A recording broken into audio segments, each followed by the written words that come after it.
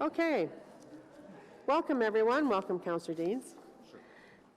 And I guess now I have to start mentioning other people that aren't on the committee, but I just happened to look up and I saw you.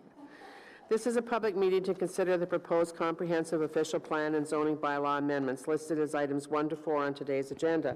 For the items just mentioned, only those who make oral submissions today or written submissions before the amendments are adopted may appeal the matter to the Ontario Municipal Board / Local Planning Appeal Tribunal.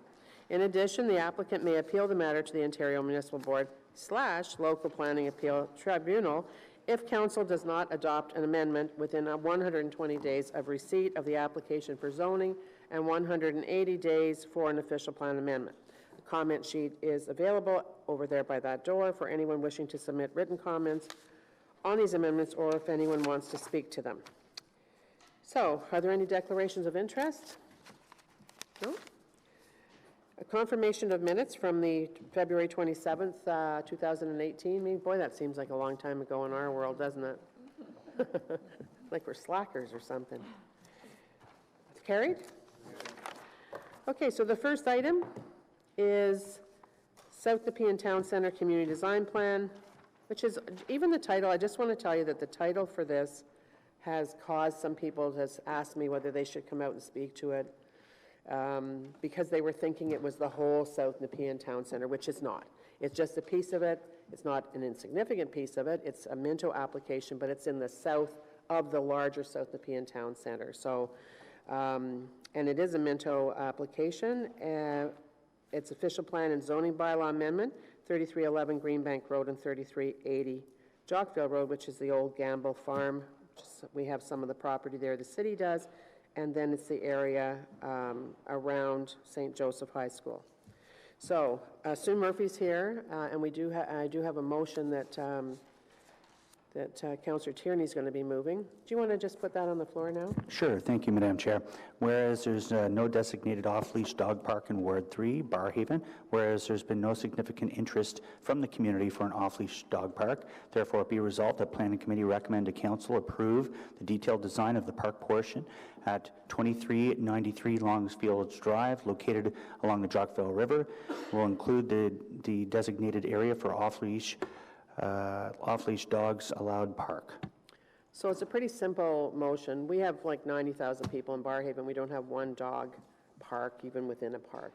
So this is a great opportunity. It's along the Jock River, and it's going to be very much a people place in that. So we're not saying all of it should be that. We're just making sure that when it gets to do when the park planner's looking at it with the Mintos, that they're looking at it with the mindset of having a dog component to it. Sue, where are you?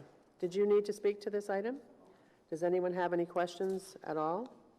So you're good not to speak. Is this item, so is the motion carried on the dog park? Carried. And on the item as amendment? Carried. Did you say woof? Oh, woof. Good. That's cute. That's cute in dog language. Okay, next one is zoning bylaw amendment, part of 1211 Old Montreal Road. This is in the Cardinal Creek area, Councillor Blaze area, kind of like back-to-back townhouses where it's a zoning bylaw amendment. We don't have any speaker. We do have a speaker. Oh, Michelle. Does anyone have any questions on this item? And you don't need to speak if they're prepared to carry it. So is it carried? Thank you. Thanks for coming out, Michelle. Next up is 3015, 3055, 3075, and 3095 Palladium Drive. It's a zoning bylaw amendment. Paul Black from FOTEN is here if anyone has any questions on this. Does anyone have any questions? Paul? Do you need to speak if... No, thank you. So on the item, is it carried? Okay, the next one, Councillor McKenney was here, and is she still here? Yep. Still here. Oh, there you are. A zoning bylaw amendment, 207 Bell Street North. It's in Somerset Ward, and the councillor has provided a lot of detail and comments, but you're here in case there's anyone has any issues. So does anyone need to ask any questions, or is this item carried? Is it carried? Carried. Thank you. Thank you. We have Brian Casagrande. Oh, Brian, you were You didn't, for the record, you didn't need. See, okay, do I have, do I have? Your sheet. Okay.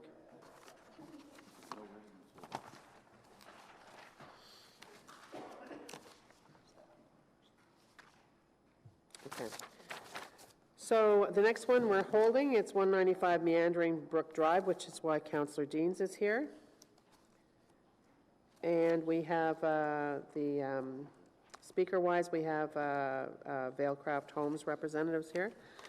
And then item number 6 is the application to alter the former Grant School 2720 Richmond Road, a property designated under Part 4 of the Ontario Heritage Act. I have no speakers. Does anyone have any questions? Is this item carried? Thank you. And I mean that. Thank you very much. This has been a long time. I think about the same time as the Bayview School, actually, if I recall. That's when Councillor Cullen was on a little bit of a buying tour. Oh, the memories.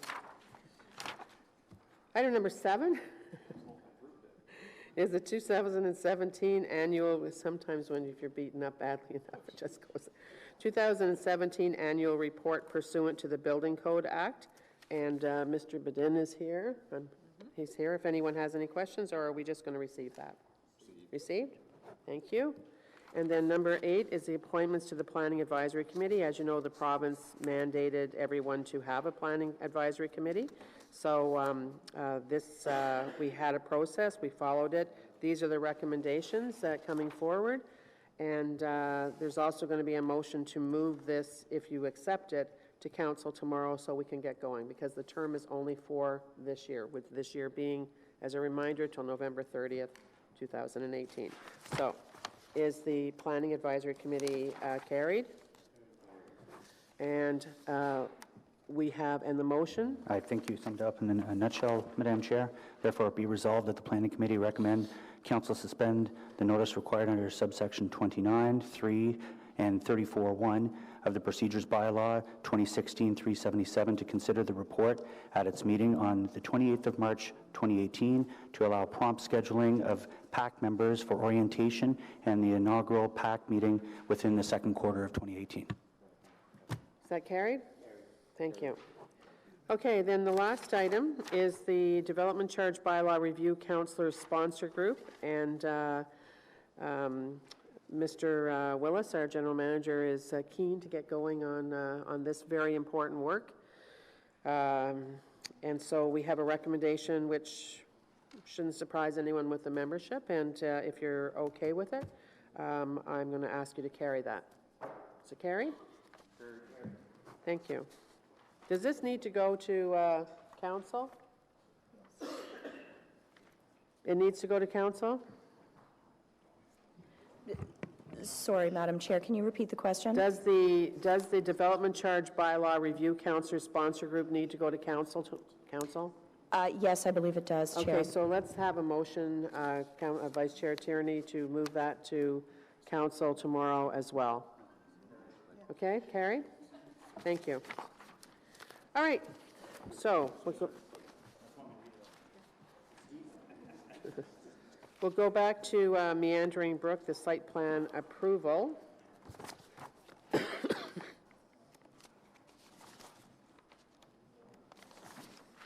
planner is Simon Diaco. I always have to ask. I don't know. For some reason, I feel like there's an L in there or something. So before us, we have Simon and we have Don Herwire. We're not doing a presentation. That's good, thanks. Colin, thank you for coming forward.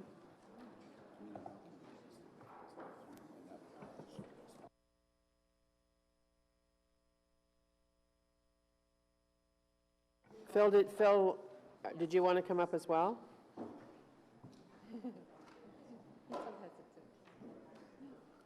Just in case we need you.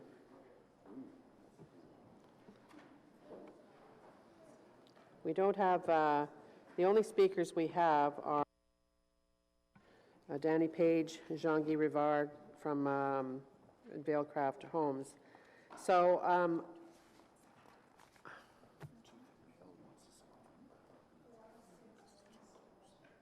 yeah, but I'm talking about speakers. All right, so, Simon, do you want to just give us a brief overview here? Thank you, Madam Chair. We're here today to consider an application for site plan control where delegated authority was removed and it has risen to Planning Committee for consideration. Just some history into this file. In 2011, a rezoning application was brought forward to Planning Committee.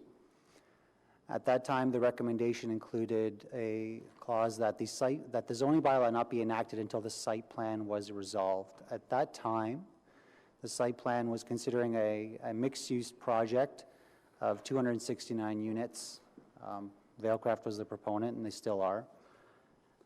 During that, in the time between 2011 and today, the site plan has undergone various revisions. There's actually been quite a reduce in the amount of units from 269 to 156 units.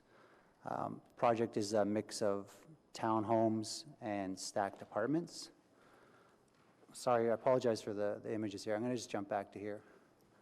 The project fronts onto Leicester Road, and what we're looking at now is a right-in and right-out only access on a new easterly access along Leicester Road.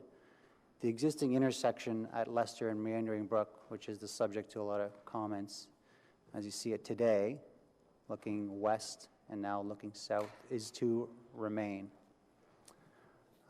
The draft report was prepared, and as I mentioned, the Board Councillor has not provided concurrence and it's been risen to Planning Committee for consideration. So we're basically here to discuss this file and the site plan conditions that we're recommending that are attached in the report. So myself, Phil Landry, Don Herwire, and Colin Simpson are here to answer any questions you may have on the site plan control application. If this application is approved, we would then enact the bylaw for the zoning bylaw amendment and would go through its normal appeal period.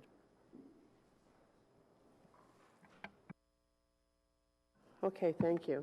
So I think that we'll have the applicant come up first and then ask questions, okay? So come on up, Danny. Yeah. Welcome back. Thank you. Nice to be back. Would you like me to just do a little overview as to where we stand on this? Yes, that would be good. All right, and you have 5 minutes. Okay. For those of you who may not know me, my name is Danny Page, and I'm with Vailcraft Homes. And I'm here before you today to ask for your assistance in approving our site plan application in accordance with the recommendation provided by staff.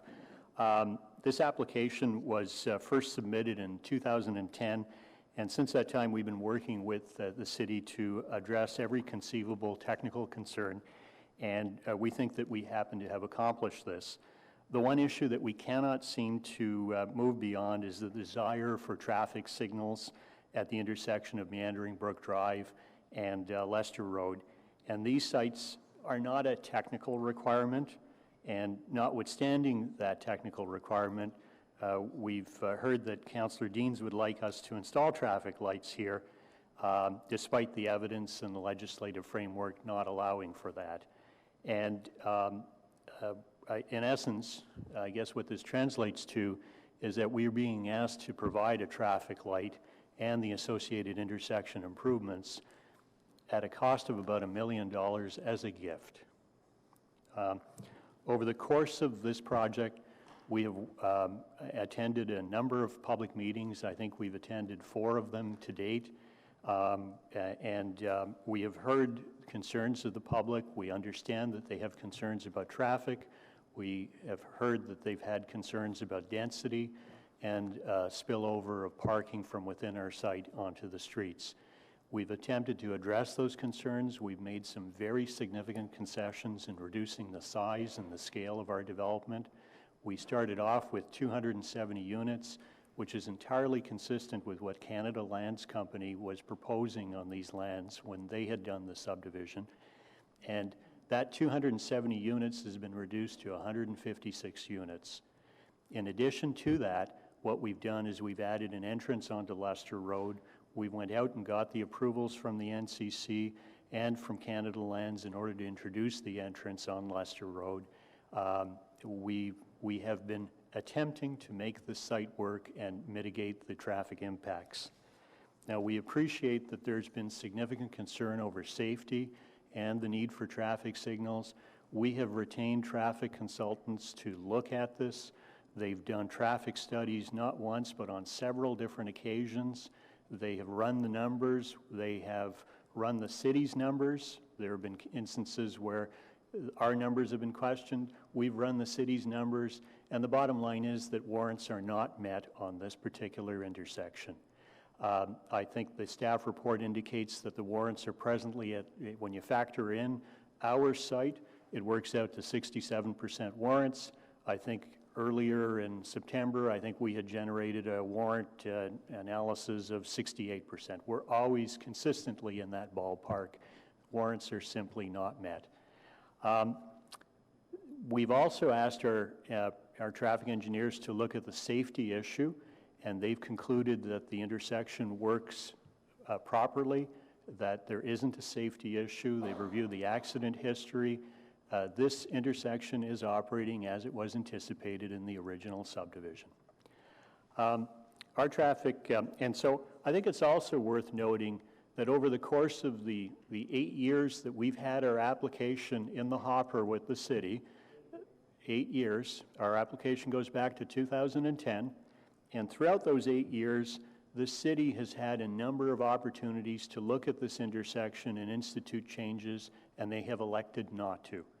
And along those lines, I want to stress that the speed limit has not been altered along Lester Road. It continues to remain at 80 kilometers. No traffic lights have been installed. No stop signs have been installed on Lester Road. In 2016, the city completed the Airport Parkway and Lester Road widening environmental assessment. The option of widening Lester Road and introducing traffic lights was pushed back another 10 years. So rather than precipitate it, it was actually deferred for 10 years.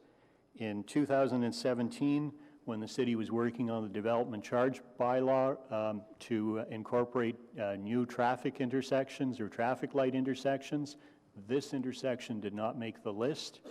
And more recently, last summer, Lester Road was repaved. There were absolutely no reconfigurations to this intersection. So I submit to you that there have been opportunities for the city to institute changes here, and the city has elected not to, and that seems to support the proposition that there isn't a safety concern at this intersection. Okay, so is that the 5 minutes? That's the 5 minutes. Could I close and simply say we proceeded in good faith with our application over the course of the last 8 years. Okay. We respected the city's rules. Okay, that's it. Okay, thank you. Okay, so I have some people, are all of you that have identified have questions of Mr. Page? Okay, so while you're asking those questions, I have a question of staff. If you agree that it's 67 or 68%, I'd like you to give me a ballpark of in our city, across our city, how many people are waiting for a traffic light situation that are higher than that. So if it's like 10 or is it 100? Okay. Councillor Blais, you have a deferral motion or something? Amendment? Well, it's on behalf of Councillor Referral? Dean, so I'll gladly let her Okay. read it out and explain the reasons behind it. But Mr. Page, just to contextualize a little bit, the left-hand corner as you enter the neighborhood, and then I'm looking on kind of like the overhead key plan, there's a triangular parcel that's undeveloped. Is that looks like it might be a drainage area or some kind of natural protection. Is that to remain undeveloped? Yes, so I'm not sure, are we talking about the one that's colored yellow, or are we talking about the one? The triangular piece at the bottom along Leicester Road, that's treed. That's actually owned by the city. It was conveyed as part of the subdivision and as part of the Sawmill Creek lands. And so the plan is to widen Leicester Road at some time in the future to four lanes? Yes, and you can actually see along the north side of Leicester Road, you can see a double line there. It's relatively... Yeah. But Yeah, you got a left turning lane there. And so, and on the south side of Leicester Road, are those lands capable of being developed? They're within the urban boundary, they're designated for... They're part of the green belt. They're part of the green belt? That's correct. Okay, so there'll be no housing development on the south side of the road? That's correct. Okay. So I have some concerns. I have a lot of intersections like this in Orleans. You know, Leicester Road is, except for the fact that there's no development, it's reminding me a lot of Brian Coburn Boulevard, where we built the first 2 lanes of a future 4-lane. We built the neighborhood on the north side, and then we're asking people to cross both sides of the street to get to transit. And in rush hour, Brian Coburn's only 60, and people can't do it during rush hour. Leicester's an 80. Asking people to basically jaywalk 3 lanes of traffic because you've got a left turn lane there on an 80-kilometer road during rush hour just seems to me pretty silly. So I guess my question to Mr. Page is, if this intersection were to be included in the DC background study, which we've just formed a committee to look at and update for next year, if this intersection was included in the DC background study, would Vailcraft be open to the idea of front-ending intersection modifications, whether that's a traffic light or a roundabout, whatever the best option is for the community, front-end those modifications, and then obviously be paid back by the city per the DC bylaw that would be updated? I would be remiss if I didn't say that we would be prepared to look at it. And when I say looking at it, that would involve having a more fulsome understanding as to just what sort of intersection improvements were being expected of us. Sure. And the reason that I say that is that when we were looking at this some years ago, we thought we had a good handle on what those intersection improvements were, but by the time we got through discussions with staff, those costs had more than doubled. It became evident that a median was going to be expected. The median drove the need to widen on the south side. The south side meant that we had to move hydro poles. Moving hydro poles added to the cost, and suddenly the project, even in 2011, ballooned to somewhere in the order of about $900,000. Sure. So I need to know more fully what that involves. And then secondly, I need to know when it would rank on the development charge bylaw so that we know when we would be reimbursed. 100%. Yeah.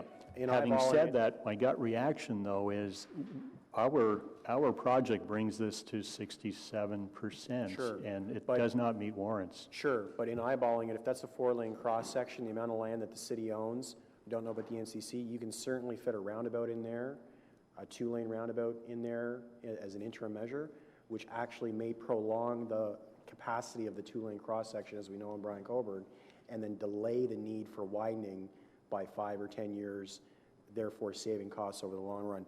So I would support deferral of 1 meeting for staff and the applicant and traffic and Councillor Deans to go out and work on a solution. And in my view, nothing focuses the mind and creativity like a deadline. And you got 2 weeks to figure out how to make it work.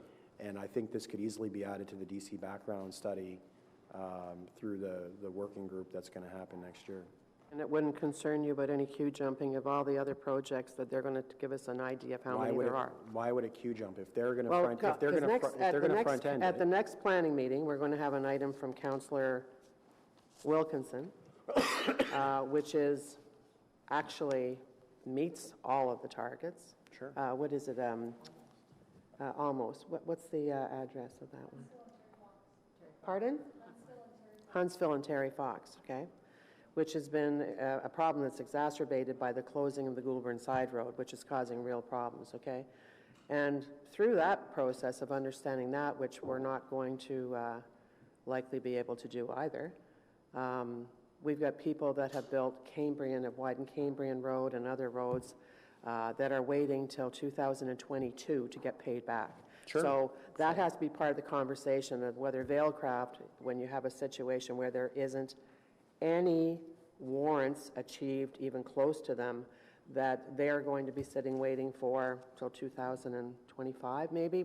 The Bank Street front ending that we did recently for Councillor Kakish and Councillor DeRuse, that payback I think is 2024 on Bank Street, and it met everything. So, okay, so you now have put that on the floor. The motion is to therefore be resolved, the Planning Committee defer the vote on 195 Meandering Brook Drive until the April 24th meeting and direct planning staff to work with the developer during that time to explore any and all options to find solutions to the traffic and transit problems outlined above. And outlined above were, I think you spoke to those, or did you want to go into more detail? Well, it's Councillor Dean's neighborhood. She knows the Okay. neighborhood better than I do. All right, I'm so happy to- Councillor Deans, you're next, and then Councillor Brockington, and then Councillor Cloutier. Thank you, and thank you, Mr. Page, for being here. And let me just first say that I've worked with Vailcraft many times over the years, and I think they're really a solid development company, and they've been great to work with. So it's not personal, it's about safety and developing a good planned community. And I think the one part of the story, Mr. Page, that perhaps you forgot to tell Planning Committee is back in 2010, during the original application, the warrant, with similar numbers to the traffic volumes today, was at 89% without the proposed 270 additional units. And so with that in mind, Vailcraft stood at public meetings in front of the community and promised to put a light in at that intersection, and so created an expectation in this community 8 years ago that that light would come. And I guess I found it a little strange to hear you say today that the city staff chose not to address concerns when the city staff had every expectation that Vailcraft, in moving forward with this development, would actually be putting in the light, because that was the promise made. So maybe I'd just like to comment on that. And then I'll want staff to comment on it. Sure, I'd be glad to. So back in 2001, when we had, or 2010, when we had a very different proposal with 270 units and a single entrance, warrants were in the range of about 87%. We agreed that we would look into it, and we certainly were at that time prepared to proceed based on the cost estimates that we had and the design that we had done. As we attempted to work towards the road modification agreement with the city, the costs ballooned. I had made some reference to having to install a median. I had made some reference to having to move the utility lines, and we went from a cost of $450,000 to $850,000. That became unviable from a financial perspective. And then at that time, we then entered, I guess, a change in the marketplace. And when I say a change in the marketplace, what happened was the condominium apartment market went incredibly soft. And we found ourselves in a situation where we would have to anticipate a much longer build-out period on the site, and in addition to that, some extraordinary costs that weren't even warranted. And as a result of that, we could not proceed with that project in its current form. We had to go back to the drawing board and figure out some other way to make this work. And that's what we've done. And part of the reason that we've gone back is we wanted to find a way to lower the density, still within the framework of the zoning bylaw. We wanted to try and appease a lot of the concerns that came from the community. And this does work considerably better. Instead of 87% warrants, it's only 67% warrants. We are attempting to make this work, and we've shown a lot of good faith along the way. And it's been an 8-year process when we've incurred tremendous expenses going back and redesigning and trying to rework this. So just on this warrant issue, because I think it's important, in 2010, the warrant was 89% current condition. It wasn't including the 270 units. So I guess the other question is, how does a warrant with, what's the wording here, similar volumes, so it has similar volumes to the volumes it had in 2010. How does that warrant drop from 89 to 46? Madam Chair, staff have counted the intersection a number of times since 2010, 4 times, in 2014, twice in 2016, and once in 2018. So the volumes are notably less than what they were in 2010. In 2010, we were using student counters. Since 2011 and onward, we've been using the MyoVision cameras, and that has shown to be more accurate, and the volumes are notably reduced compared to the 4 following counts compared to the 2010 count. So the students were like 50% wrong? That could be one explanation. There could be a collision in the area or other detours that were happening in that day in 2010. Does that call into question a lot of our other traffic control signals across the city if we used to use student counters? And through you, Madam Chair. So, I mean, I think back in 2010 when the count was done, it was 89%. Again, I'm not sure what happened that day. It's strange that you would go from 89% down to 50%. So it tells me either there was an event that went on that forced traffic to use that road, either because of an accident or we had a bad count, yeah, so those are the kind of things that we do, because normally when we have intersections that are in the even 70s or 80s, they tend to stay there. And with time, because of growth, they increase. The challenge with the warrants is it's not usually the main street, so in this case Leicester, it's usually the side street that creates the demand. You need at least 75 vehicles per hour for 8 hours to approach the intersection from the side street. The count that we did this past winter, and I think it was January or February, we had 15 cars in the peak period.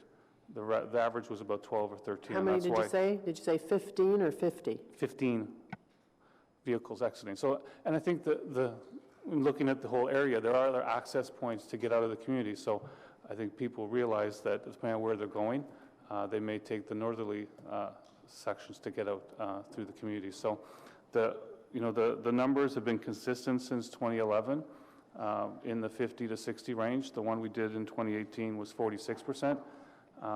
And so, again, that's consistent with what we would expect for this type of road, and the fact that this isn't the only road to get out of that community. yeah, well, it's the main road. The other one's very circuitous route out, and what you're reflecting is certainly not what the people that live there are reflecting at all. So I don't know where the breakdown is, but it just seems odd to me that 89 to 46 doesn't really make sense. But those are all my questions to the proponent. I do have other questions to staff when we get there. Okay, so again, going with the questions of Danny, the next up is Councillor Brockington of the applicant. Just to the applicant, but I do have some And for then staff. Councillor Clucci and Councillor Tierney. Mr. Page, you indicated the original plan was 270 units. You're down to 156. I didn't understand why. Why have you reduced by so much? My apologies. So in essence, what we've done is we've converted many of the buildings into townhomes. And so instead of having stacked townhomes, we have townhomes, and that reduces the total number of units. And we did so for 2 reasons. Number one, in order to reduce the total number of dwelling units on the site so that it would mitigate the traffic concerns. And then secondly, we thought it was a more appropriate response to the current market conditions. And I mentioned a little earlier that the condominium apartment market, particularly in suburban areas, had gone particularly soft for a number of years. And we just felt that it was important to try and reposition ourselves in order to help build out the site a little bit more quickly. Can you tell me which modifications at this intersection your company would be prepared to contribute to? I mean, I don't know if traffic lights is the right option. We've heard, a roundabout or other modifications. I'm sure that will come out after the 1-month meeting, but Leicester is a fast road. It is going to be widened. There will be more traffic. People need to get across the other side if there's going to be bus transportation. There has to be a realization that that there will be and there are safety issues. So what are you prepared as a minimum? I think you've guess answered that. We've had a number of discussions about a number of different options, starting in terms of the more affordable options. We've heard discussions about stop signs as being an option. We've also had discussions about lowering the speed limits along Lester Road. Neither of those has been pursued, and those are relatively simple measures that would improve, I guess, visibility and the use of that intersection. And the city has opted not to exercise those. We've been at this for 8 years trying to get our site plan approved. We meet all of the standards that we are required to meet. We at one point in time were prepared to make a pretty significant contribution, but with the elapsement of time, we've eaten into any kind of profit margins on this site. We're desperately trying to keep afloat, under the circumstances. That's what I find bizarre, because there's an opportunity cost. Each year you don't do something, you're giving up what you could be realizing. Absolutely. And I don't know, but at some point I'm thinking, well, maybe I just cave in and finance the lights, because then our project can get going, and we don't keep paying property tax on undeveloped land and all this stuff. But anyway, I support what's being proposed here. I think within a month you can come to some sort of outcome, When there's no warrant. because I'm not prepared to support the site plan at this point. Okay, after 8 years. So just so you know that we're not legally allowed to expect them to pay for that when there is no warrants. So you all can put that in perspective. Also, I want to tell you that Gary Baker is somewhere here in the room. There you are, Gary, in case we have questions, which we are going to want to talk to him about development charges. And just so you know, because we are going to start the development charge process, that staff want to add more than 60 more intersections to the new DC bylaw at a cost of at least $850,000 each. And in the West End, Councillor Cadre, Councillor Hubley, in Derek Moody's area, 35 alone there. All of them, I presume, must meet the warrants. Which one of you guys is going to respond to that? Just so we can have a reality check before we continue with the question. Madam Chair, at this point, they're just areas of concern, and we're not going through the warrant analysis at this point. That would come out later as we get closer to implementation. Pardon me? The list wouldn't be based on warrants at this point. It would be just where growth is happening, where we'd want to focus our attention and do the warrant analysis as we get closer to implementation. Where growth is happening. Correct. So over the 8 years, they've gone from 270 units to 156 units. It's on the affordability factor that you're all talking about. So next up on questions to Mr. Page is Councillor Cloutier. Then we go to staff, and we have Vice Chair Tierney, Blais, and Deans, and Leeper. So Councillor Cloutier to the applicant. Yes, thank you. And others have asked some of the questions. Does Vailcraft, Mr. Page, thank you for your presentation. Does Vailcraft, or to your knowledge, other developers intend to make any other development applications for this area that you know of? You went from 269 to 156. Do you have any plans to add to that in the future? Within this area, we are afraid to do any other development applications within this area. All right. The reality is these are the last of our lands that we have within this area, and we don't anticipate purchasing more within this area. Okay. Thank you. I have a question, because Councillor Blais had mentioned a 2-week delay, but in the motion written by Councillor Deans, it says the 24th, which is a month. So that can go to April 10th then, the next meeting? I just picked April 20. I picked April 24th because I wanted to give enough time for this process to work. I would be happy 8 for it years to it's come been back going on, though. Well, by the So way, that April was 10th? not the city's 8-year delay. That was a lot of work with the NCC that the proponent was doing, change in the market demand. They chose the timing. It wasn't the city that held them up for 8 years. So do you agree with the April 10th? Well, if we can do it by April 10th, yes. I put April 24th, but if we Well, get we'll a put April the solution by 10th. April 10th, Well, but you may have a solution, but you'll have the process. There's a I just wanted difference. to allow enough time. There's Easter in there to allow us to make sure we get to a solution before we come back here. And you may not, and understanding you may not get to a solution, because the city may then not have the money. Maybe the They next question ca- will be, do we reject the site plan? Maybe that will be what it Yeah. is, and then we'll I go would from just there. rather take the time to find a solution. So I thought April 24th. If Planning Committee would rather deal with it on April 10th, I can amend that. April the 10th. I'm asking staff whether they're going to be able We're to. keeping the 24th? Okay, we're staying with the 24th. Okay. Mr. Herwire, could you actually have meetings and have this discussion by April the 10th?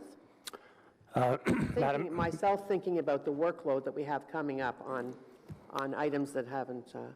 Madam Chair, we're always open to further discussions, but I do want to emphasize that we have explored this issue extensively over the past months with Mr. Mark, Mr. Baker. Colin can speak to more detail, but I'm concerned about the expectation of a resolution on something that's been explored extensively already.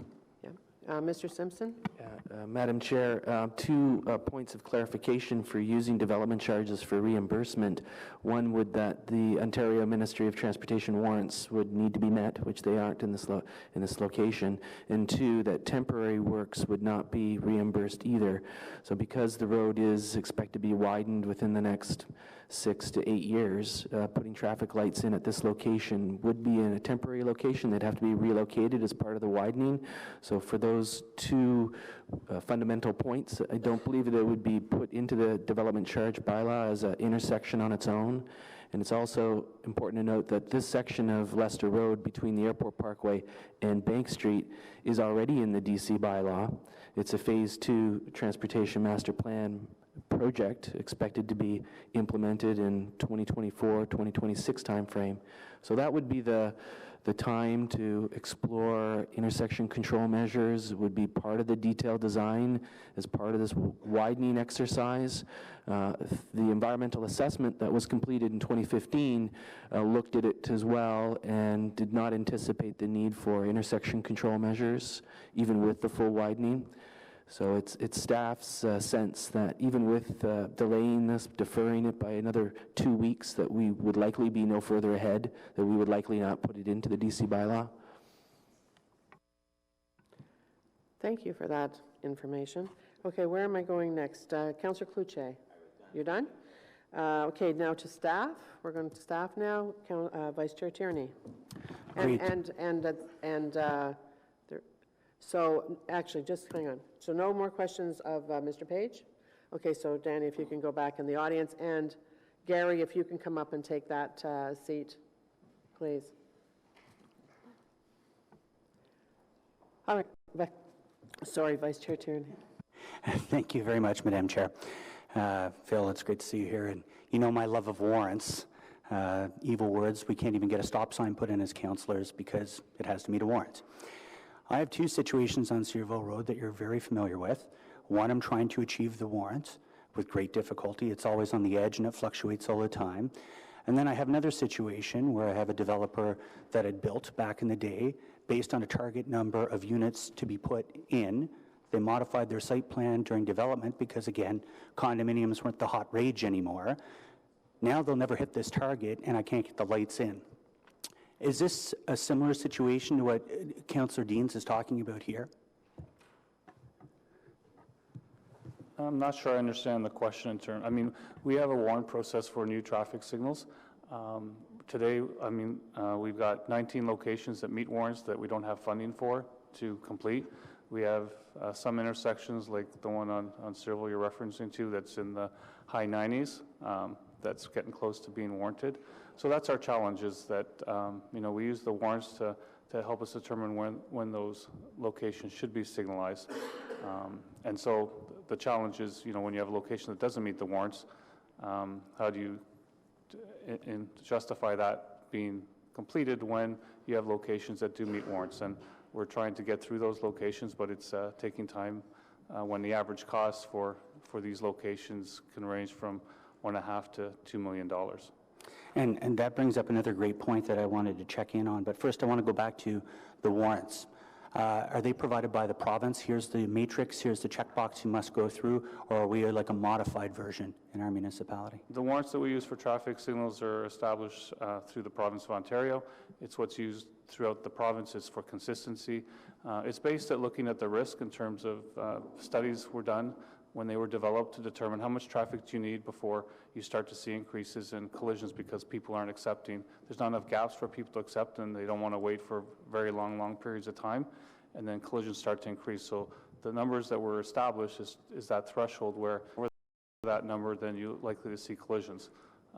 And so that's how we use that. That was approved some 15, 20 years ago by council as the process we use to determine if signals are warranted. And once they are, then they're put in a program and they're installed based on a list of priorities. And in this case, because we have more warranted locations that we have funding to do per year, those get looked at every year and reprioritized. Great, and I do appreciate that. And again, I just find that whole process flawed. I brought this up with the Chair of Transportation, Keith Eglin, on several occasions where I have this one intersection where there's an accident every 6 months, and it still doesn't meet the warrants. I don't understand that. But back to the development side. So the property in question is Le Gouvernement. It is a Richcraft property. They started building their units, and you're familiar, you know where I'm going on this. They said when they hit a certain unit number, they would put and pay that. Is this a very similar situation to Councillor Dean's? And like I'm saying, they modified their plan. Originally, they're going to do chock-a-block condominiums and modified it to a much larger footprint homes. So, of course, they're never going to hit that target. What happens in that situation? So normally what happens for development-driven intersections, so you see them more at the malls and things like that, the developer would pay for the intersection, the traffic light to be installed. Then they would request that we do a count. If the location meets the warrants, then the city the following year takes over the maintenance and operating costs.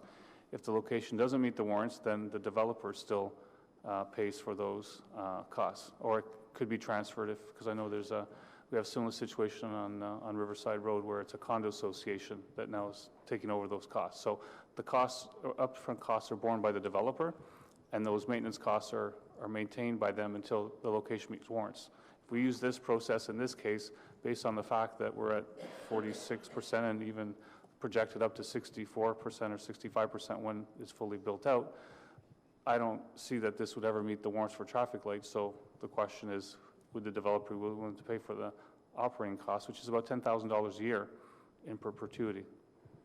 And so back to the questions on the costs.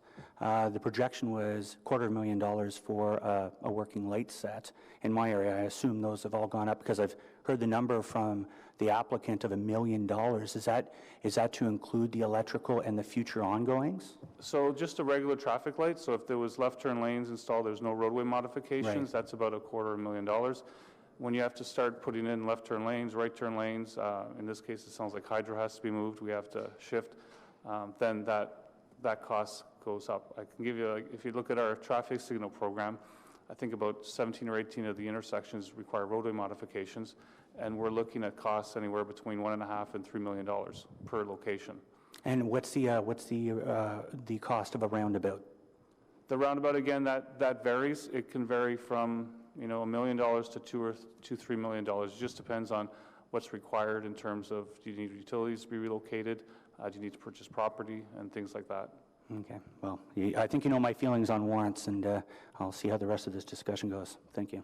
So before I go on to the next questions, I would like you to provide a list to us of the 19 intersections today that are waiting to be built and their addresses, okay? Then I also want to ask you just to clarify, you said that you can only afford 2 a year. So this reminds me of the school crossing guard, right? We all know, we all want passionately to have school crossing guards, more of them than that, yet in our budget we only have so much. Yeah, I'll put you down. So my question is, if you said that you can only afford 2 a year, so the 19 are talking 10 years from now, I'd like to know what those 19 are, and then I'd like to see the 10 below that, if you have that. You probably do, eh? Yeah, no, that can be provided. I'd like to see as much detail as possible on the ones that are waiting, that legitimately are waiting to be built, okay? So the next person with questions, we're back to Councillor Blais, Councillor Deans, Councillor Leeper, Councillor Cluche, Councillor Kadri, and Councillor Hubley. Thank you. Not either of you two? Okay. Thanks, Madam Chair. Councillor Blais. Okay. What traffic control systems do we have to facilitate pedestrian movements from one side of a street to another? So there's the PXOs, there's multi-way stops, there's pedestrian signals, and then there's a full traffic signal. So those would be the ones. Perfect. And so were all 4 of those evaluated? I understand that the multi-way stop was evaluated, and there the warrants were about 20 or 22% because there's not a lot of side street traffic coming up. Fair The PXO, because the road's an 80-kilometer roadway, wouldn't be something that we would recommend. Fair enough. But I guess what Councillor Deans is asking is for a couple of weeks or a month, whatever it is, to go back and look at it. And perhaps a PXO was never considered or thought of, or it never came into the conversation, but a combination of a reduction to 60 and a PXO might solve the councillor's problem, the neighborhood's problem. That's a bucks and 50 grand. Even if it's a signalized PXO, it's 50 or 60 grand. That's a $70,000 solution, and not $1 million solution. And maybe that takes 3 weeks to go off and figure if that's the right solution. That gets people to the bus stop, slows traffic down, and it's like, I guess my point is, people were locked in on a traffic light. People might have been locked in on a stop sign. There are at least 2 other options you just mentioned that we haven't talked about at all, and like weren't seriously looked at because of other factors, perhaps. The time to do that, like if they've been waiting 7 years, and Councillor Dean says it hasn't all been for the city, 7 years, another 2 or 3, 4 weeks, like really? Go off, think about it, look at it. Councillor can decide whether she would support a speed limit reduction to accommodate for the PXO. Bang, we're done. Like, I don't know why we're putting so much effort into it when just talking about giving the councillor in office a little bit more time to see if they can work out a solution that would make sense financially and traffic-wise, and maybe consider some things that haven't been in so far, because you know how this place works. Planning is siloed from transportation, which is siloed from transit. They never horizontally talk. Go off and spend a couple of weeks talking to each other. If you have a solution, great. If you don't, the councillor can decide whether she wants to try to kill the site plan or not. Like, we're spending a lot of time talking about what I think is about 150 houses, yeah, we are. But I mean, it's been going on a long time, so I listened to what you said. And the PXO, so for example, you know the money that we get every year in our accounts, can we contribute that money to that purpose? So for example, Councillor Deans could kick in, if it was only $70,000, could she put in $50,000 in a year to help to pay for that? I think I'd just like to say, as a PXO, even if we drop the speed limits for the sign to 60, would still not be recommended here because the operating speeds would stay the same unless police were there all the time. This is a rural cross-section roadway. The point is, Phil, that in the discussion, PXOs on Brian Coburn. I got PXOs on Brian Coburn. We just put them in. This is operating something. speed on Brian Coburn is 80. Traffic limit 60, but the operating speed is definitely 80. I drive it every day, and I drive 80 on it. And so we put PXOs in places where we know, well, no, this is what people drive. Okay, but can okay. Point of, And I have an answer to the question. Yes. Is for example, as you know, on Jockville Road, you hadn't done a count in 10 years. You did a count at the one intersection that doesn't have a roundabout in it. You found out that it did achieve, totally achieved, and so I asked you if I can contribute some of my money to make that happen. The answer is yes. So I think that needs to be part of the solution as well. How it's going to be paid for is not only, the solution can't only be on the fact that we're going to have somebody 150 units. How many, I mean, just think about it, 150 units. Are you Yes. finished with questions? Can I go on to Councillor? Madam Chair, just a point of clarification. You know, we did consider a PXO at this location, and we did consider a reduction in speed from 80 to 60, and you would need approximately 100 pedestrians to be crossing at this location in an 8-hour period. Currently, there's about one person. Our counts are showing about one person is crossing at this location, and And even with Okay. a bus stop, There's a bus stop there today. even with the bus And stop. so there it would- isn't a bus stop. So part of the solution I'd like you to look at. So that would talking to be OC approximately Transpo 50 people all day. About putting the bus stop on the side where the people are going to be living in case that number increases. Because potentially it would increase then, right? Should be part of the consideration as well if this deferral is. Yeah, is we've done that work, yes. Great. But I mean, OC Transpo, I mean, shouldn't just be able to say no if there isn't one now. I'm asking for information to clarify, Councillor Shirelli, other things that are coming up, and that's why I'm asking for it. Okay? Do you not want to know what in case some of those are in your area? Yes, I can. Who am I going to next? Councillor Deans, and then Councillor Leeper, Councillor Cluche, Councillor Kadri, Councillor Hubley, maybe Councillor Shirelli, and maybe Councillor Nussbaum. Okay, thank you. First, let me just say that if we do come to a solution before April 24th, I'd be happy to give delegated authority back to staff and not trouble you with this ever again. So maybe that would be an incentive to work something out. My first question to city staff is, what is our policy on providing transit option developments?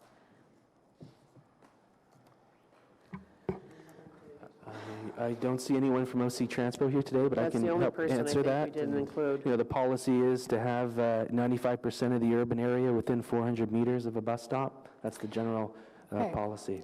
So, as I understand this proposed development, the staff are requiring a bus pad on the north side, and OC Transpo, in conversation with them, are predicting about 50 new users from the 156 units that are being proposed.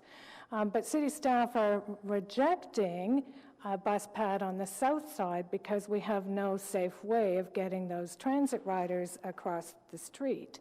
So what we're left with is a situation where OC Transpo can pick up riders in the morning, but we can't get them home at night because we have nowhere to drop them off. And the best second location would be at the intersection of Albion and Leicester, a full kilometer away from this new development. And then we'd be asking these 50 riders to walk on an 80 road a kilometer to get home where there are no sidewalks. And I just wonder, what kind of urban planning is this?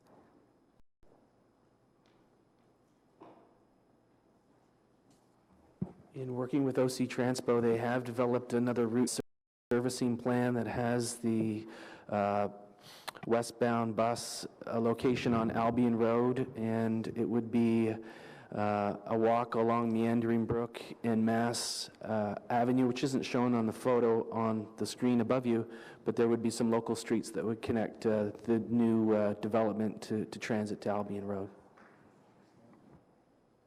Can you point that out to me? If we can flip back just to the, yes, so it's pretty washed out, but there's a number of streets just to the north, and there's a street from Mass down to Meandering Brook. So Meandering Brook, I think, is here, and it goes up and comes over. And so there would be a connection for people to walk to transit through the community and out to Albion. So well over a kilometer walk. And that is not our policy, correct? You know, the policy is for 95% of the urban area to be within 400 meters of a bus stop. So I don't think it's a full kilometer. There'd be some of the units that'd be outside of that limit, but I believe that the overall policy citywide would continue to be met.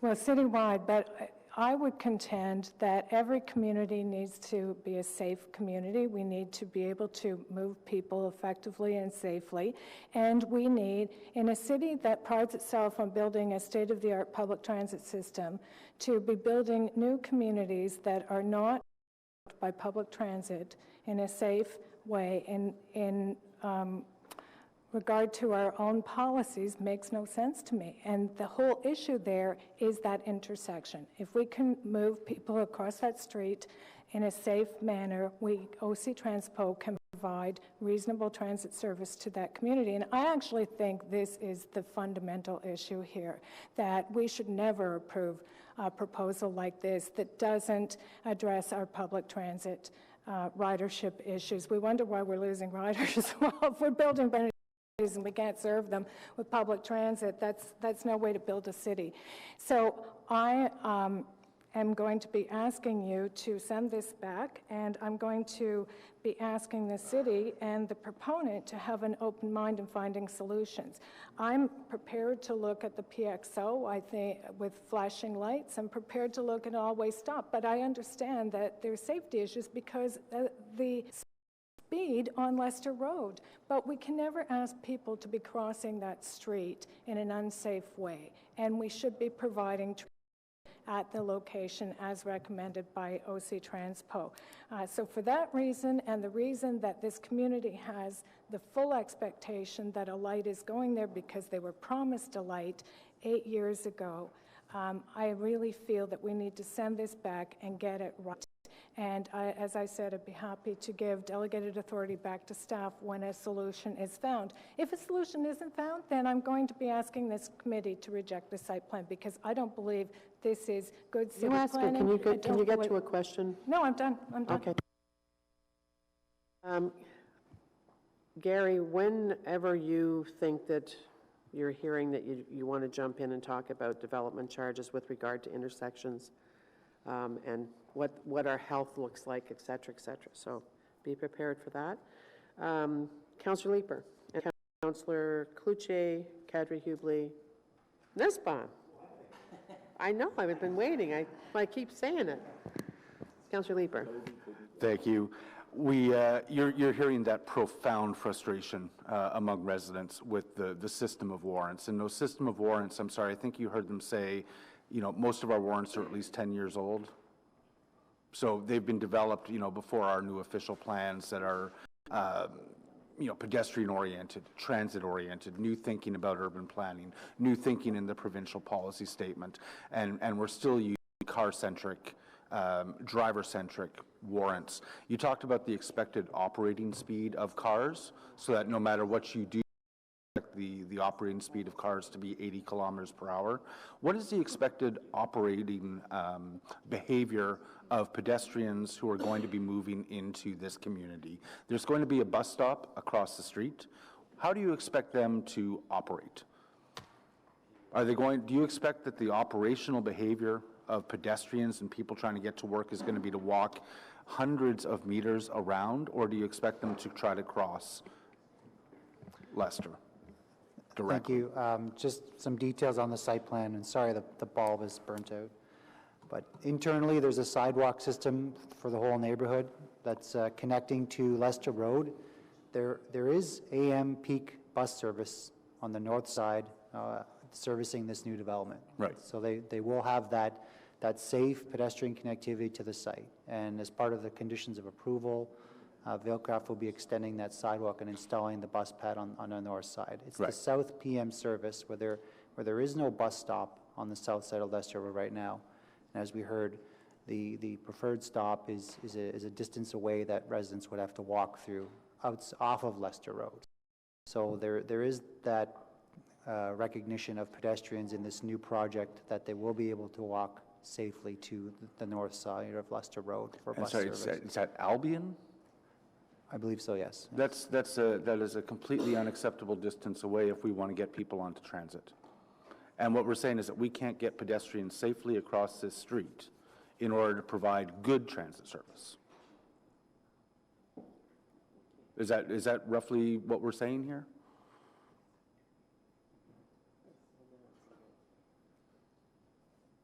I think there's always a challenge in the context here of trying to get people on, well, the road is not double loaded. There's no development on the south side. We've heard. OC Transpo works within their guidelines and parameters to try and achieve that desirability for convenient stops where people will encourage transit. I don't disagree with that and what Mr. Simpson had mentioned about as a citywide policy trying to achieve that 95th percentile. There are contextual challenges for sites on the urban edge, and this is one of them. And Is the door closed to work with OC Transpo on finding a better route for the area? There are other neighborhoods with similar context where the buses always load on the north side in the AM and PM peak. And is that a solution that OC Transpo can possibly implement without the need for any signalization or other type of intervention? Those are things that a fulsome discussion with that group may bring solution to. So let's work on that and make sure that we've actually got those solutions. Councillor Blais has suggested a number of things that we need to look at before we approve a site plan that will put hundreds of residents in a position where they have no convenient transit. We shouldn't be approving these new developments until we can assure them that we are building it according to our official plan policies of trying to encourage transit and pedestrian and other forms of alternative transit. This is just an old school subdivision in which we assume that everyone is going to drive to be safe, and that's not acceptable anymore. Mm-hmm. Thank you. Maybe Councillor Kadri would like to comment on the burn bank has, or 29,000 people in other areas. But your point is that as a city, no matter where the growth is, you have to be looking at this. And OC Transpo has to be willing to look at solutions as well. Absolutely. If saying no to developments because they're not well enough served by transit is putting into question the sustainability of the city, our ability to provide. Exactly. That may be what we need to finally start designing transit and putting the resources into it that we need. Anyways, thank you, Chair. Thank you. Gary, did you want to talk about DCs? I mean, just even from the perspective of how they would be captured for what you're hearing today, and what difference that would make, and how we as a city would be able to look at payback and that sort of thing. Just even at that level, I think it's important. Yeah, well, I think currently the intersection program that we have in place, the area-specific program, we don't collect any development charges inside Greenbelt for that program.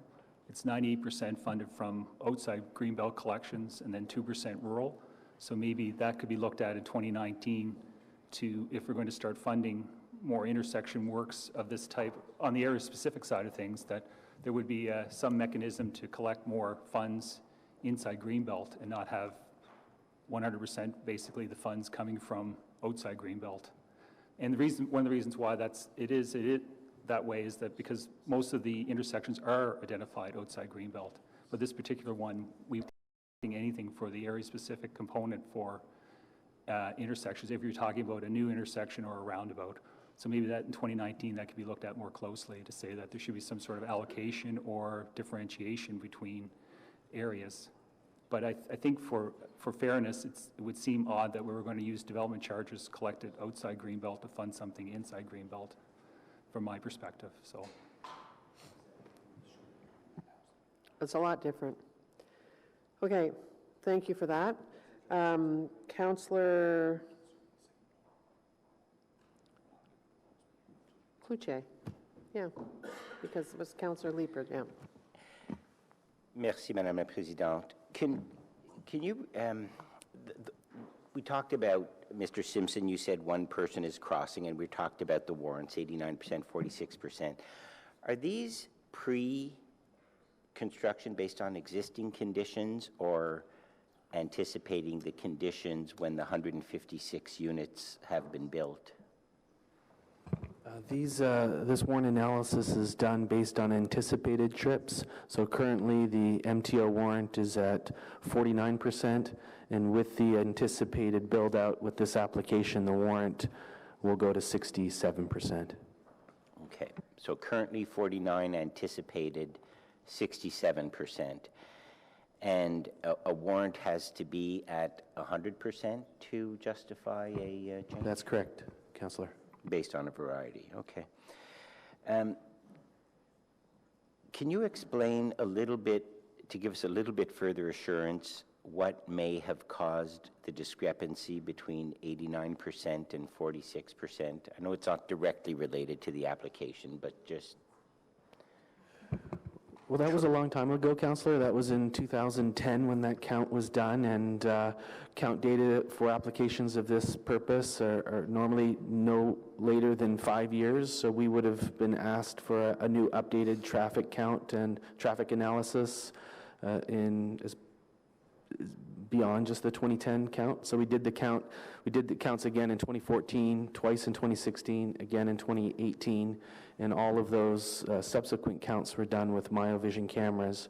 The count that was done in 2010 did use students to do that data collection, so there could have been some anomalies associated with that methodology that we used in 2010. But we're quite confident of where we are now in terms of what the traffic volumes are, since we've counted them a number of times over the last few years, and they seem to be consistent. And that's what we're basing it on, the most recent count data. What are the implications of installing traffic calming or traffic regulating devices such as lights or PXOs when warrants aren't met? Are there legal implications? Are there? There's no legal implications. What we just find is that you potentially have people running red lights when they're not occurring. There's cars that are stopping when they didn't need to, so you have potential for increased collisions with rear-end collisions. So it just, and when you get to the point where the warrants are met, the likelihood of collisions are higher than those, potential consequences of having a traffic light there. So it's trying to find that balance. When you're in a location that's got very low warrants and you put a signal in there, you're more likely going to see more collisions. To date, over the last 5 years, we haven't had any collisions at this location. Putting a signal in here, you may start to see having a collision or two. So those are the things we have to look at. The warrants also assist us in terms of prioritizing where the signals go and where they should go, because we have a limited amount of money to install new traffic signals. So that all fits in within the puzzle of signalizing location. But that's not to say that if we've installed locations that don't meet warrants in the past, and if it was council's desire to put a traffic light at this point, we would put a signal here. But again, you're likely to see it being increased collisions because of the fact that now vehicles have to stop. I've noted the answers with regard to traffic and warrants, but and I'm sorry that nobody from OC Transpo is here, but a little bit of ambiguity with regard to how we could best serve our transit users. With 156 units going in and bus service on Leicester, and the policies of OC Transpo, how much thought has been given to how we could best serve and how we could best encourage the use of transit by trying to get within the 400 meters walking? This is pretty much off topic now. I think that there's going to be support to extend the deferral, okay? So let's now you're talking about something that's more useful or better to be asked at a transit committee, because we don't have, we tried to be forward-thinking and had Phil here and had Colin here, had Gary here, have legal here, but we did not think that to bring transit. So yeah. I just think that that's out of context of this site plan application for 150 homes right now. So I would suggest that you may like to ask the question on your own during a period of time of OC Transpo, or I'm sure OC Transpo will now be part of the consideration of the discussion, correct? Well, when we're talking about traffic and transit. But we're talking about, we're off topic now. Okay. We've taken it beyond where any of our experts in the room can now answer something. I recognize that. I acknowledge that at the beginning. I can tell you that one of the staff here is trying to get somebody from transit here, but may not be successful. I absolutely, and I'm not criticizing. I'm trying. I'm not saying you are. I'm not saying that you are. I'm just saying that I don't think they can give you more on that. Okay, those are all my questions. Thank you very much, Councillor Kadri. Pardon? Councillor Hubley, Councillor Nussbaum. Thank you very much, Madam Chair. And just a couple of questions. If somebody can go back to that first slide where it's just a block showing it right there. Maybe, sorry, it's the one after that, then. It's the sidewalk along the road coming in. Right along there. If you look at the piece of property that's dedicated to the city, the sidewalk ends at just before the corner. Am I correct in that picture? Right on the top end, where the turning lane.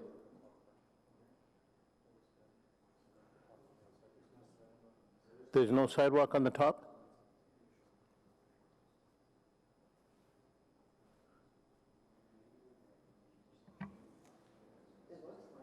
Looks like a sidewalk up top. The only sidewalk is on the east side of Meandering Brook, and it terminates here. This is where the sidewalk could be extended as part of the site plan approval. It's all paved shoulders on the south side of Leicester and the north side outside of this intersection. It's a rural cross-section outside of this intersection. Okay, so that top piece is not a sidewalk at the top? Correct. Okay, thank you. I thought that was a sidewalk, because the way it shows in the picture, it does look like a sidewalk. But anyways, coming back to the issue in terms of tram and or transit for that matter, but transit, the chair's ruled that it may not be appropriate to ask those questions right now. In terms of the traffic calming measures, and I'm sure Councillor Deans has discussed that with staff, are there recommendations that the staff have put forward already on Leicester Road for traffic calming before this project even goes ahead? Do you mean the temporary traffic calming? Yes. I'm not aware, but I can find out. I mean, the only thing I could think of on this type of road would be maybe putting a speed board, but I'm not sure if that's been looked at. I can find out and let you know. Okay. Thanks for that, Mr. Landry. And my concern, as you know, you and I have talked many a time along with some of the planning staff, is that concern about the warrant system. And I know some of my colleagues and my colleagues have expressed their concerns about the warrant system. The public tells us over and over and over again, they live in the community, they have a concern with safety, yet we have to go back to looking at warrant system in terms of get a stop sign, get a traffic light, what have you. As you know, Mr. Landry, in my area, there's a couple of intersections that were either failing or close to failing. One of them does have a traffic light, but the intersection never got modified.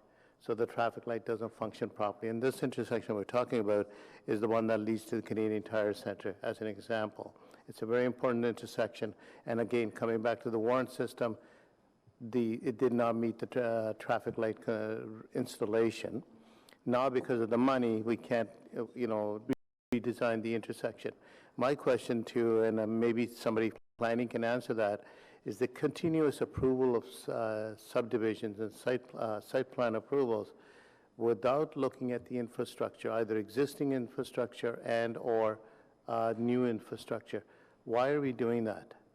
I mean, why are we continuing to in the Fairwinds area, there's almost 3,000 to 4,000 people living there now, and the old road, the widening of Huntmar Road, is not until at least another 5 to 6 years out. So again, coming back to this proposal, even though it may be 150 homes today, but as I asked earlier about the traffic calming, there is a concern already by people living along Leicester Road, or not living along Leicester Road, but crossing it, about the traffic safety. So why have we not talked about either traffic calming measure going in temporarily in that road, number one, and number two, the fact that if it's not safe for transit to get the people to take transit, then why even bother having transit on that particular road or particular area? To me, the 150 homes, yeah, it's a number, but the coming out of those residents do expect those kind of services. So I think, Madam Chair, as I suggested to you earlier, I think the deferral is in demand and in need. Whether it's a 2-week or a 4-week deferral, I'll let the committee decide that. And then once that deferral's taken root, if the committee approves, and if there are no decisions made at the end of that discussion, then it's up to Councillor working with the committee to see what her next steps would be. But I'm okay with the deferral for this morning's meeting. Thank you. Councillor Hubley? Councillor Nussbaum. Thank you, Madam Chair. I think it's clear from the discussion that we're hearing around the table that it is necessary to go back and take another look at what our options are here. One thing I want to clarify with Mr. Landry, when you answered Councillor Tierney, you said 1 million to 2 million for, but we also have options of smaller roundabouts that are a lot cheaper. Yeah, I don't know if it would work on Leicester, but it is something we could look at, correct? Yeah, we started installing mini roundabouts. Those are used more on the collector, minor collector, local streets. At this intersection, that wouldn't be something we would look at. It'd have to be more of the regular size roundabouts. Okay. But you have other tools under traffic calming that may already be approved or may not yet be approved, that something might be possible to work out for here if we give you a couple of weeks to take a look and present some options to the ward councillor and the developer? Yeah, we'll go back and take a look at options. Okay, thank you. My other question is to do, and I think Mr. Simpson may be able to answer this. When we go off a Leicester division, the right in, right out, it appears that there's a road. Can you bring that picture back up with the units in it? The plan, the site plan. Thanks. So we would come in at the top there off the right in, right out. Is it possible to bring, like, is this road built that we could bring a bus in there and then come down that road and come back out? So that would address the whole issue of transit users? It's possible. Thank you for the question. That's something we actually did discuss with OC Transpo in our many meetings. The program for this development is that would ultimately become a private street. So there are issues with bringing OC Transpo buses onto private streets. As well, the cross-section for a private street is typically narrower. So the design of the road itself may not accommodate a bus, and I'm not aware of examples where we bring OC Transpo buses onto a private road extensively for service. But we did look at that question. And right now, currently, it's designed for a bus to enter the site.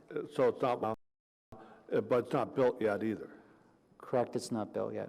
Okay, so that's something that could go into this review, that might be, because if they want to make private roads in there, every single road doesn't have to be private, correct? If it's the full road could be public, possible?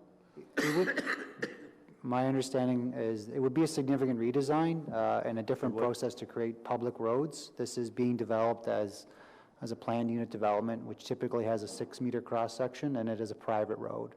And there'd be a private roadway agreement between developer X and the city. So we have certainly not asked for this to be a public road, and to go to a full municipal cross-section standard would be a significant redesign to Vailcraft. Okay. Okay, thank you, Madam Chair. Thank you. Our last speaker, and you might as well tie it in for deferral, because that's a motion that's going to be before us, not the actual agenda item, which was that the Planning Committee approve a site plan control application. So if you could speak to that, that would be refreshing.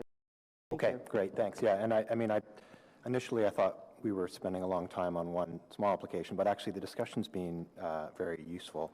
And I think some of the ideas around alternate ways of facilitating safe crossing is critical. I told Councillor Deans earlier, to me, that's the main issue. I wouldn't argue for the installation of a signalized intersection in light of the warrants, but there are other elements of the story that I do think merit a second look, and I do think it is perverse to think that we wouldn't provide transit service for a community on the basis of not having safe access to cross that street. It just, no, I mean, I think we would all agree with that. It doesn't make any sense at all. So I do think in this case, maybe this is an example to do a pilot. Maybe we need to think thoughtfully about how we do that. The one question, and I won't spend too much time on the transportation side, but Phil, you mentioned, looking at PXO, you sometimes look at warrants and the number of people crossing the street. My only worry there is you've heard the expression, it's hard to justify a bridge by the number of people swimming across the river. And it's a little bit the same with PXOs. You've never heard that? So, I mean, I do think Councillor Leeper raised some important points that it probably is time. Warrants may make sense for signalized intersections, but they probably don't make sense forms of transportation infrastructure like PXOs, if you can imagine that people will start using them, people will start crossing the street if they were there, but they're now not doing that. So I'll support the deferral on the basis of my real interest here. Really encourage staff to come up with a thoughtful way of allowing the people to cross the street. I'm partial to the roundabout option. It actually helps reduce speed along that stretch. I know staff are doing a great job putting PXOs on either side of roundabouts.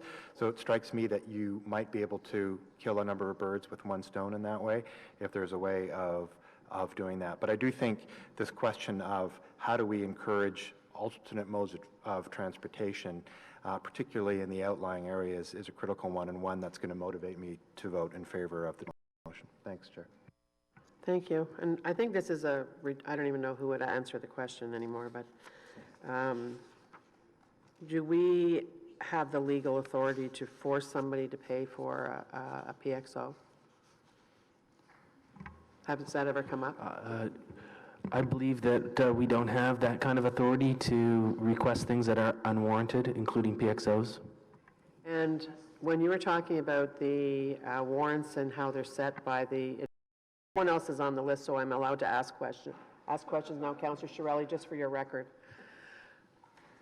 So when you said the province actually sets the warrants and they're generally used across the province, is part of that reason to take it out of the hands of the elected officials, to give it more of a level playing field, so it's about safety, and as opposed to, you know, like somebody said, why don't we just let them put a four-way stop there?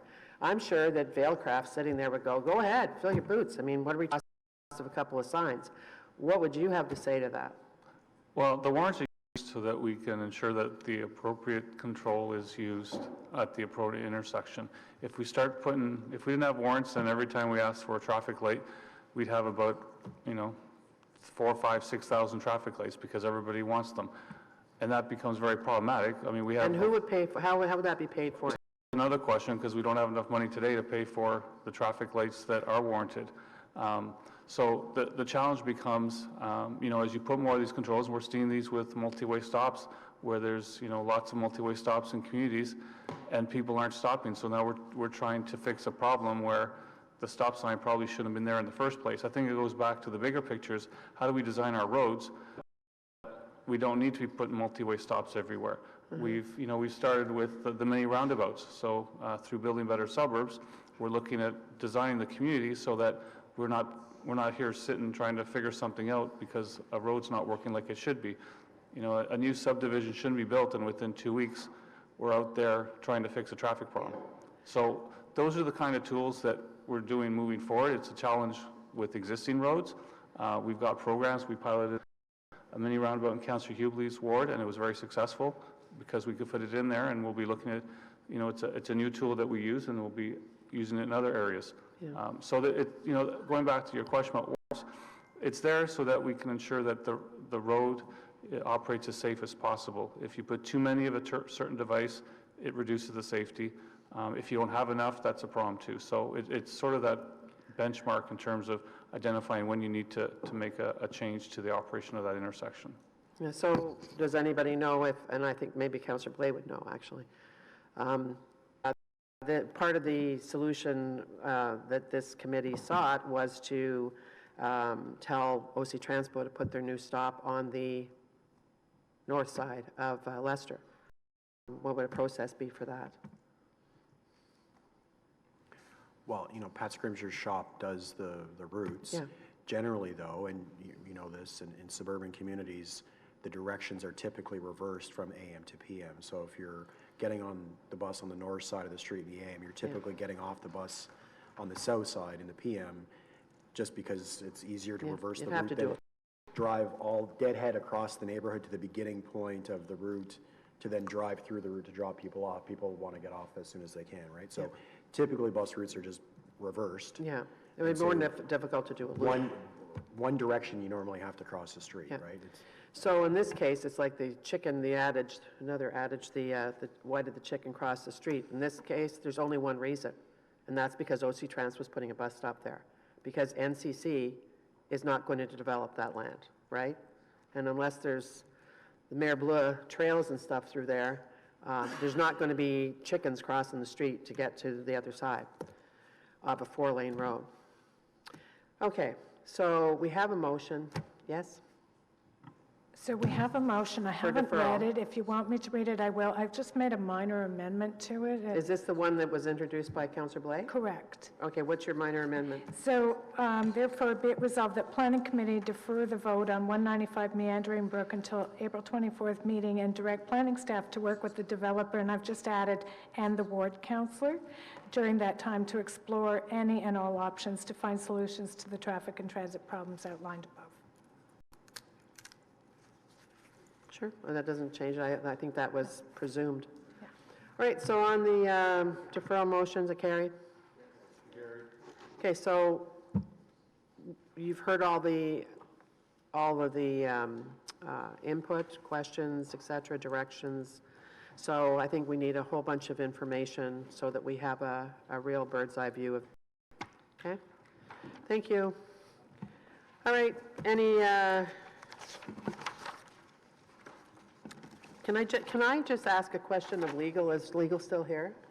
Is there is this this site plan that has been before us for 8 years? Is there any ability for it to be taken to the OMB? Appealed? Sorry. Yes, Madam Chair, my understanding is that this application has been in since 2010 and that the proponent has been meeting with staff and the community to try and find a resolution, but they do have the ability to appeal this matter after 30 days of submission of their site plan application to the Ontario Municipal Board.